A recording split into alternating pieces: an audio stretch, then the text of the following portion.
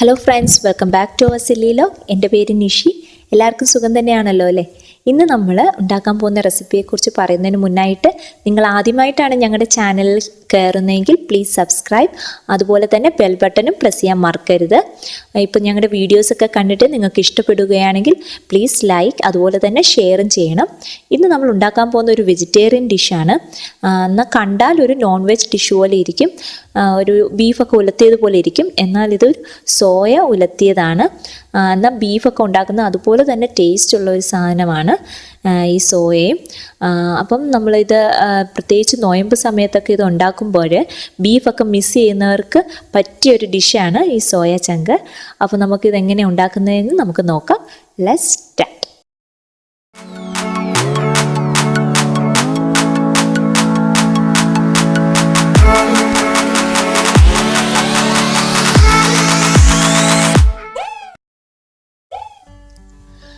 നമ്മളിവിടെ സോയ ഒരു 250 ഗ്രാമാണ് എടുത്തിരിക്കുന്നത്. നിങ്ങൾക്കറിയാമല്ലോ, ഇത് സോയ നല്ല ഹാർഡായിട്ടാണ് ഇരിക്കുന്നത്. ആദ്യമേ നമുക്കിതൊന്ന് സോഫ്റ്റാക്കി എടുക്കാനായിട്ട് നല്ല തിളച്ച ചൂടുവെള്ളം അതിലോട്ട് ഒന്ന് ഒഴിച്ച് നമുക്കൊന്ന് ഒരു 25 മിനിറ്റോളം നമുക്കതൊന്ന് കുതിർത്ത് വെക്കണം. അപ്പോഴേക്കും നല്ല സോഫ്റ്റായി കിട്ടും. അത് സോഫ്റ്റ് ആകുമ്പോഴേക്കും നമുക്കൊരു 2 മീഡിയം സവാള സ്ലൈസ് ചെയ്തെടുക്കാം. അതുപോലെ ഒരു ടേബിൾ സ്പൂൺ അല്ലെങ്കിൽ ഒരു 4-5 വെളുത്തുള്ളിയും പിന്നെ ഒരു ടേബിൾ സ്പൂൺ ജിഞ്ചറും കൂടി ചതച്ചെടുക്കാം. പിന്നെ ഒരു മീഡിയം സൈസ് ടൊമാറ്റോയും ഒരു 3-4 പച്ചമുളക് പിന്നെ ഒരു പിടി തേങ്ങാക്കൊത്തും കൂടി നമുക്ക് ചെറുതായിട്ട് അരിഞ്ഞെടുക്കാവുന്നതാണ്. നിങ്ങൾക്കറിയാം, ഈ സോയ നല്ല പ്രോട്ടീൻ കണ്ടൻ്റുള്ള ഒരു സാധനമാണ്. ഇപ്പം നമ്മളിപ്പോൾ സോയ ഓൾറെഡി നല്ല കുതിർത്ത് നല്ല സോഫ്റ്റ് ആയിട്ടുണ്ട്. ഇനി നമുക്കിതൊന്ന് നല്ലവണ്ണം 3-4 വെള്ളത്തിൽ നല്ലവണ്ണം അതൊന്ന് കഴുകിയെടുക്കണം. ഇതിനൊരു ചെറിയൊരു മണമുണ്ട്, അതെല്ലാവർക്കും ഇഷ്ടപ്പെടത്തില്ല. അതുകൊണ്ട് നല്ലവണ്ണം 3-4 വെള്ളത്തിൽ കഴുകി നല്ലവണ്ണം പിഴിഞ്ഞ് വെക്കണം. നമ്മുടെ ഡ്രൈ ഡിഷ് ആയതുകൊണ്ട് ഇതിൽ വെള്ളത്തിൻ്റെ അളവ് എത്രയും കുറയാവോ അത്രയും നല്ലത്. അതുപോലെ നമ്മുടെ സോയ വലിയ പീസ് ഉണ്ടെങ്കിൽ നമുക്ക് ചെറുതായിട്ട് മുറിച്ചെടുക്കണം, അല്ലെങ്കിൽ നമ്മുടെ ഇത് മസാല ഇതിൽ പിടിക്കത്തില്ല. അതുകൊണ്ട് ചെറുതായിട്ട് മുറിച്ച് എടുക്കുന്നത് ശ്രദ്ധിക്കേണ്ടതാണ്. ഇനി നമുക്ക് ഇതിലോട്ട് ഒരു അര ടീസ്പൂൺ മഞ്ഞൾ പൊടി, ഒരു അര ടീസ്പൂൺ മുളക് പൊടി, പിന്നെ കുറച്ച് ഉപ്പും കൂടി ഇട്ട് നല്ലോണം ഒന്ന് മിക്സ് ചെയ്തെടുക്കണം. ഉപ്പിടുമ്പോൾ ശ്രദ്ധിക്കണം, ഒത്തിരി ആവാൻ പാടില്ല, അല്ലെങ്കിൽ നമുക്ക് പിന്നെ ഇടാവുന്നതാണ്. ഇതെല്ലാം കൂടെ ഇട്ട് നമുക്കൊന്ന് കുക്കറിൽ ഒന്ന് വേവിച്ചെടുക്കണം. ഒരു വിസിൽ മതിയാവും.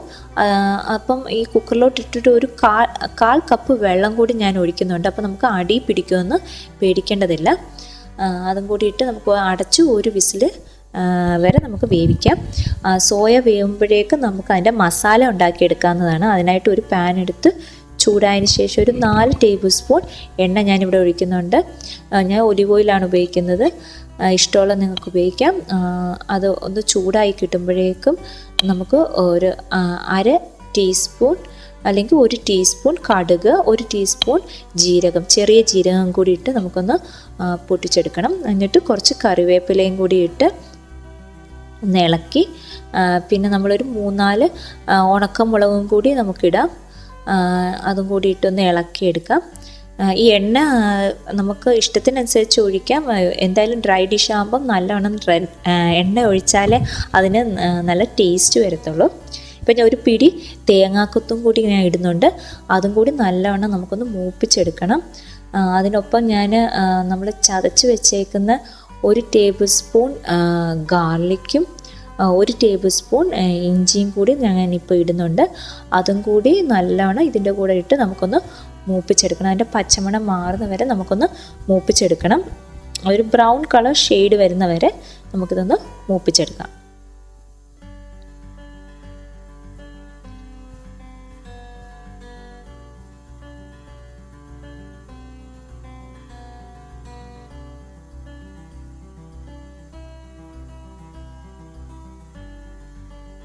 ഈ ബ്രൗൺ കളർ ഷെയ്ഡ് വന്നു കഴിഞ്ഞാൽ നമ്മൾ അരിഞ്ഞു വെച്ചേക്കുന്ന ഒരു 2 മീഡിയം സൈസ് സവാള, ഇപ്പം വലിയ സവാള ആണെങ്കിൽ 1 മതിയാവും, സ്ലൈസ് ചെയ്തത് നമുക്കതിലോട്ടിട്ട് നല്ലവണ്ണം ഒന്ന് മൂപ്പിച്ചെടുക്കണം. അതിനായിട്ട് ആവശ്യത്തിന് ഉപ്പും കൂടി ഇട്ട് ഒരു നല്ലൊരു ബ്രൗൺ കളർ ഷെയ്ഡ് വരത്തക്ക വിധത്തിൽ നമുക്ക് ഇതൊന്ന് മൂപ്പിച്ചെടുക്കണം.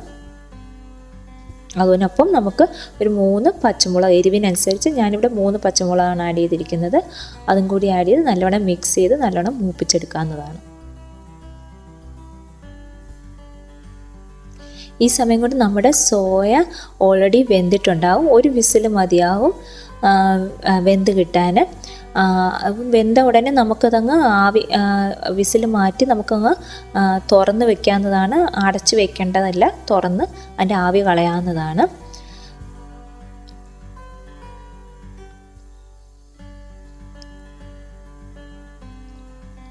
ഇപ്പം നമ്മുടെ ഉള്ളി നല്ലവണ്ണം മൂത്ത് കിട്ടിയിട്ടുണ്ട്. ഇനി നമുക്ക് മസാലകൾ ചേർക്കാം. ഒരു 1/2 ടീസ്പൂൺ മഞ്ഞൾ പൊടി, പിന്നെ ഒരു 2 അതിൻ്റെ പച്ചമണം മാറുന്ന വരെ നമുക്കൊന്ന് മൂപ്പിച്ചെടുക്കണം ആദ്യം. അതിനുശേഷം നമുക്കൊരു 2 ടീസ്പൂൺ മുളക് പൊടി, ഞാനിപ്പോൾ കാശ്മീരിയാണ് ഉപയോഗിച്ചിരിക്കുന്നത്, കാശ്മീരി ചില്ലി പൗഡറാണ് ഉപയോഗിച്ചിരിക്കുന്നത്. പിന്നെ ഒരു 2 ടീസ്പൂൺ മല്ലിപ്പൊടി, പിന്നെ 1 ടീസ്പൂൺ കുരുമുളക് പൊടി, 1 ടീസ്പൂൺ ഗരം മസാല. ഇതെല്ലാം കൂടി ഇട്ട് നമുക്ക് നല്ലോണം ഒന്ന് മൂപ്പിച്ചെടുക്കണം.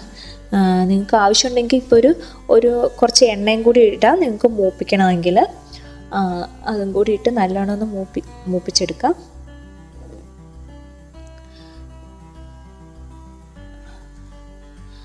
അതിനുശേഷം നമ്മൾ അരിഞ്ഞ് വെച്ചേക്കുന്ന ഒരു ടൊമാറ്റോ ഇട്ട് നമുക്ക് നല്ലോണം ഒന്ന് വേവിച്ചെടുക്കണം. ഇപ്പം ഞാൻ ഒരു 1/4 കപ്പ് വെള്ളം കൂടി ഒഴിക്കുന്നുണ്ട്. അതും കൂടി ഇട്ട് നല്ലോണം ഒന്ന് മിക്സ് ചെയ്ത് അടച്ച് വെച്ച് നമുക്കതൊന്ന് ടൊമാറ്റോ ഒന്ന് വേവിച്ചെടുക്കാം. നമ്മുടെ ടൊമാറ്റോ ഇപ്പം വെന്തിട്ടുണ്ട്. നമുക്കിനിയും നമ്മൾ വേവിച്ച് വെച്ചേക്കുന്ന നമ്മുടെ സോയാ ചങ്ക് നമുക്ക് ഇതിലോട്ട് ഇട്ട് നമുക്കൊന്ന് നല്ലോണം മിക്സ് ചെയ്ത് നമുക്ക് നല്ലോണം ഒന്ന് ഡ്രൈ ആക്കി എടുക്കാം.